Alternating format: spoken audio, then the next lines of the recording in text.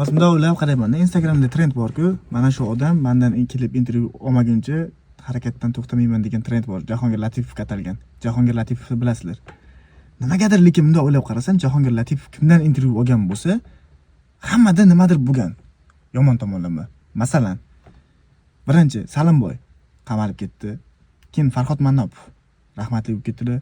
Undan keyin Jahongir Ortiqxo'jayev adashmasam intervyudan keyin hokimlikdan ketgandilar.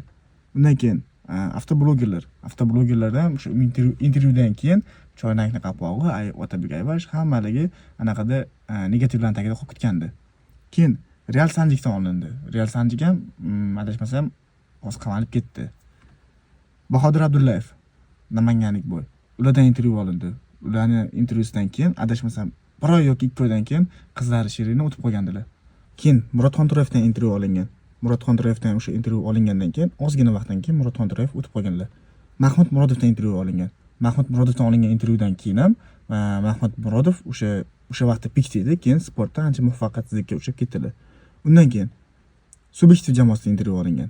Subyektivdan o'sha intervyudan keyin qanchadir vaqtdan keyin Subyektiv tarqalib ketdi, ajalib ketdi, nimadir bo'lib ketdi bilasizlar. Inbazardan ham intervyu olingan. Inbazardan ham o'sha intervyu olingandan keyin qanchadir vaqtdan keyin Inbazarda nima bo'lganini bilasizlar. Negativlar otilib ketgandi. Xullas, bunday o'ylab qarasam qolganlar hali tinch, pakat tinch qolganda.